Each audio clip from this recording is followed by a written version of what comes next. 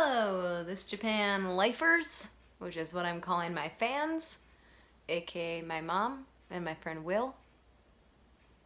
What's up, guys? Today I thought we would talk about culture shock. A lot of foreigners come to Japan and they have no idea that there are going to be things that make them feel strong emotions that they didn't even know that they had. So let's get into it. I'm gonna get right down to it. Squat toilets.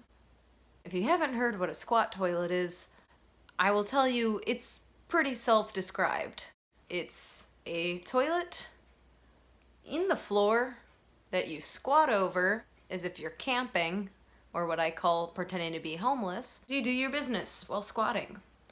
A lot of foreigners avoid these toilets completely, which is understandable, because if you're not used to them, it's not great. It's not great. But like all things, practice makes perfect. The opposite of a squat toilet is probably Japan's high technology, amazing, beautiful, comes with all the bells and whistles toilets. I'm talking bidets. I'm talking air drying your butt. I'm talking warm seats. Yeah, they have heaters in the seats. I'm talking water coming out of the back tank, clean water that's coming in that you use to wash your hands, and that water goes into the tank, effectively saving both energy, time, and water. Supermarkets.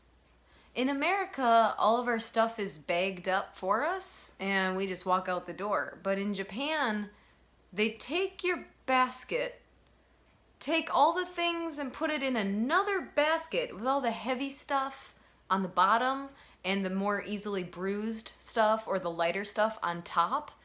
And then you have to pay. Don't forget to pay. That's the same in all countries. You have to pay for your groceries. And then you take the basket and you have to then put it into your own bag that you hopefully brought with you if you want to save money. They do charge for plastic bags in Japan. It's about a nickel for a bag, but it helps deter people from using too much plastic. You have to do everything they just did again, so you have to dig out the heavy stuff and put it down first in your bag, and then you have to repeat the whole process. And that boggled me the first time, because why? Now when I go back to America, I'm like, oh, they bag your stuff for you, how nice. That's so nice. Speaking of plastic, even though Japan has this like 5 yen charge on plastic bags in the grocery store, it does not stop them from using a metric ton of plastic in their supermarkets. If you buy snacks, you open a plastic bag and then there's more plastic around the thing you want to eat. A bag of like chocolates.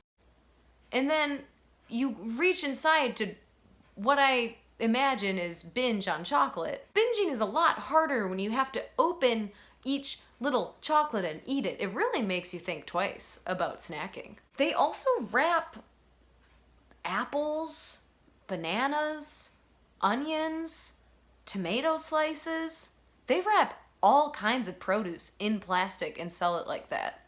On the one hand, yeah, it's really convenient.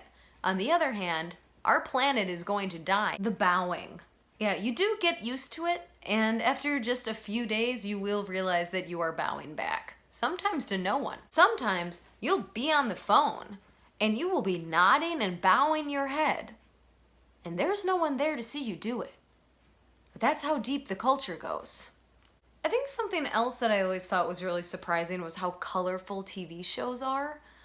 They, even if it's not a children's program, you could be talking about the news. You could be talking about some murder that happened, and they'll have colorful charts to like take you through everything that happened and what the person was like and how it all went down. It's all these colorful charts, and you're thinking, someone died. Someone died. And there's a mascot character telling me how. The cute culture runs very deep in Japan. Everything's cute. Construction barricades on the side of the road that look like cute characters. Little raccoons, little birds. They're just used to tell people don't drive here, but they're adorable.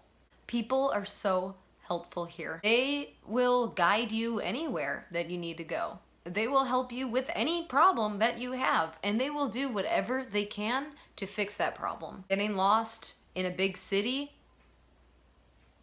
dropping your pen and 4 people stand up to try to get it for you to help you out. People are always very willing to help you. If you need to go somewhere and you don't know how to go there, people will walk you to that place, even if they're in the middle of doing something really important. A guy could be in the middle of doing surgery, and then if you said, hey, where's the bathroom? He would probably put down his tools and be like, oh, let me show you. That is how devoted people are. This is the hospitality of Japan. It's shocking. And I definitely had reverse culture shock too.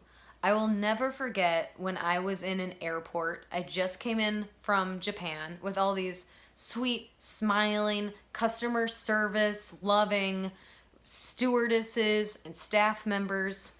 And it feels so warm and safe inside. I landed in Chicago, and a man in line was fighting with a TSA worker, and they were going at it. Not physically, obviously, but they were yelling at each other in line.